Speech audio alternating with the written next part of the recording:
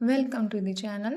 हम अक्सर ऐसे सेंटेंसेस बोलते भी हैं और सुनते भी हैं, जैसे मैं बाहर जाना चाहता हूँ, मैं चाय पीना चाहता हूँ, मैं फिल्म देखना चाहता हूँ, मैं तुमसे मिलना चाहता हूँ, मैं नया फ़ोन ख़रीदना चाहता हूँ।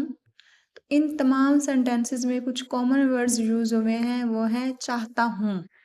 तो इस तरह के सेंटेंसेस को इंग्लिश में कैसे ट्रांसलेट करें? इसी तरह अगर हमें बोलना हो मुझे अब जाना है, मुझे अपना कमरा साफ करना है, मुझे अपना होमवर्क ख़त्म करना है, मुझे बिल अदा करना है, इन तमाम सेंटेंसेस में कोई काम करने की बात हो रही है, यानी करना है। तो इस तरह के सेंटेंसेस को हम कैसे ट्रांसलेट करें?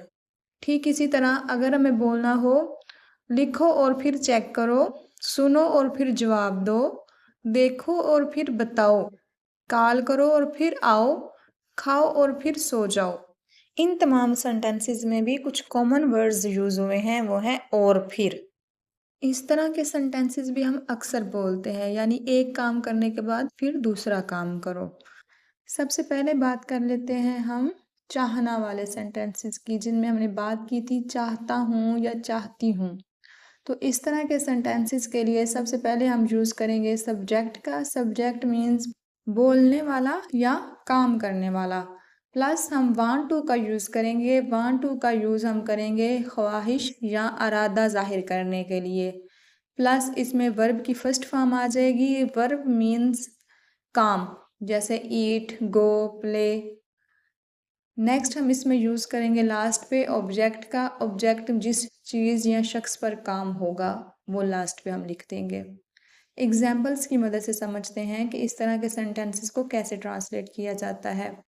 मैं बाहर जाना चाहता हूँ। मैं इसमें सब्जेक्ट है तो मैं के लिए यूज़ हो जाएगा आई। चाहता हूँ want to, I want to. इसमें अब वर्ब है जाना। जाना के लिए लिख लेंगे गो। इसमें वर्ब की फर्स्ट फॉर्म ही यूज़ होगी। तो बाहर जाना गो आउटसाइड। मैं बाहर जाना चाहता हूँ, I want to go outside. मैं चाय पीना चाहता हूँ, I want to drink tea, या टेक टी भी आ जाएगा, I want to take tea. मैं फिल्म देखना चाहता हूँ, I want to watch a movie. मैं खाना चाहता हूँ, आई वॉन्ट टू ईट। मैं सोना चाहता हूँ, आई वॉन्ट टू स्लीप। बहुत ही ईजी तरीका है इन सेंटेंसेस को ट्रांसलेट करने का। सबसे पहले हम यूज़ करते हैं सब्जेक्ट का। सब्जेक्ट के बाद वांट टू आ जाता है और वांट टू के बाद वर्ब आ जाता है। इसमें सब्जेक्ट भी हमने कॉमन ही रखा हुआ है तमाम सेंटेंसेस में, आई। आप चाहें तो अपनी सिचुएशन के हिसाब से अपना सब्जेक्ट जो है चेंज कर सकते हैं। मज़ीद एग्जांपल्स देखते हैं। मैं तुमसे मिलना चाहता हूँ, I want to meet you. मैं नया फ़ोन ख़रीदना चाहता हूँ, I want to buy a new phone. मैं इंग्लिश सीखना चाहता हूँ, I want to learn English. मैं सफ़र करना चाहता हूँ, आई वॉन्ट टू ट्रैवल। मैं क्रिकेट खेलना चाहता हूँ। इस सेंटेंस को आप ट्रांसलेट कीजिएगा। अब बात कर लेते हैं मुझे ये करना है या करना पड़ता है वाले सेंटेंसेस की। ये सेंटेंसेस अक्सर ज़रूरत या मजबूरी बताने के लिए इस्तेमाल होते हैं। तो इस तरह के सेंटेंसेस को ट्रांसलेट करने के लिए सबसे पहले यूज़ करेंगे सब्जेक्ट का। सब्जेक्ट के बाद आ जाएगा हैव टू। हैव टू का यूज़ हम ज़रूरत या मजबूरी ज़ाहिर करने के लिए करेंगे। देन हम वर्ब का यूज़ करेंगे। वर्ब के बाद आ जाएगा हमारा ऑब्जेक्ट। एग्जाम्पल्स की मदद से समझते हैं कि इस तरह के सेंटेंसेस को कैसे ट्रांसलेट किया जाता है। एग्जाम्पल है हमारे पास, मुझे पढ़ना है। अब मुझे के लिए लिख लेंगे आई। इसके बाद हम लिखेंगे have to, I have to. Then हमारा वर्ब इसमें है पढ़ना। पढ़ना के लिए लिखेंगे study, I have to study. मुझे पढ़ना है, आई हैव टू स्टडी।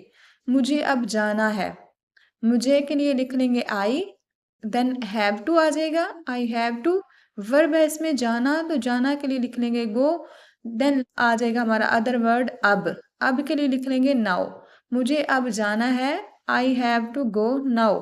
मुझे जल्दी उठना है, I have to wake up early. मुझे जल्दी उठना है, I have to wake up early. मुझे अपनी माँ की मदद करनी है, I have to help my mother. I have to help my mother. मुझे अपना कमरा साफ करना है। I have to clean my room.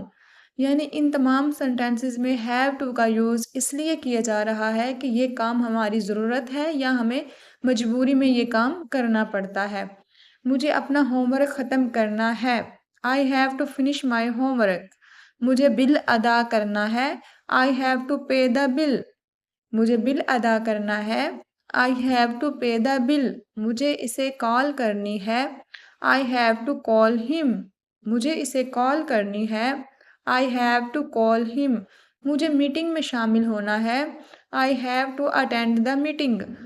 I have to attend the meeting. मुझे कुछ सौदा खरीदना है। मुझे कुछ सौदा खरीदना है। इस सेंटेंस को आप ट्रांसलेट कीजिएगा। आई होप आप इजीली इसको ट्रांसलेट कर लेंगे। इनका तरीका भी बहुत ही इजी है।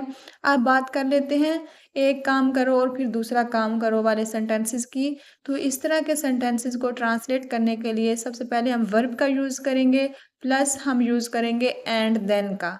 एंड देन और फिर प्लस हमारा आ जाएगा, फिर से वर्ब आ जाएगा, दूसरा वर्ब।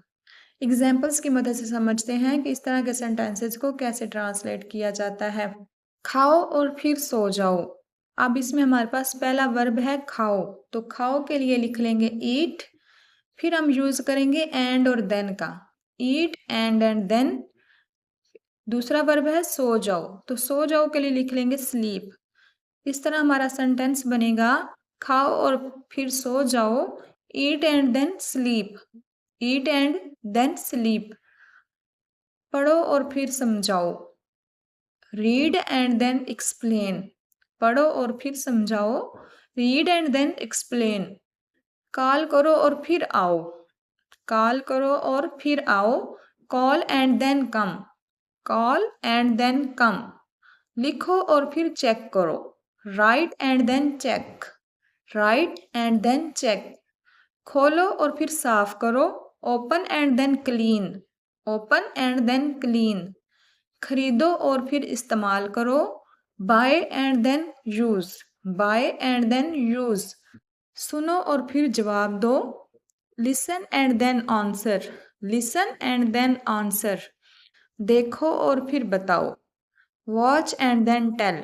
देखो और फिर बताओ। Watch and then tell. ख़त्म करो और फिर आराम करो। Finish and then rest. ख़त्म करो और फिर आराम करो। Finish and then rest. ये लास्ट वाला सेंटेंस आप ट्रांसलेट कीजिएगा। आई होप आज की वीडियो भी आपको अच्छी लगी होगी, कुछ नया सीखा होगा। अगर वीडियो अच्छी लगी है तो वीडियो को लाइक कर दें और चैनल पर न्यू आए हैं तो चैनल को सब्सक्राइब कर लें ताकि हर न्यू आने वाली वीडियो का नोटिफिकेशन आपको मिल सके। मिलते हैं नेक्स्ट वीडियो में। Thanks for watching.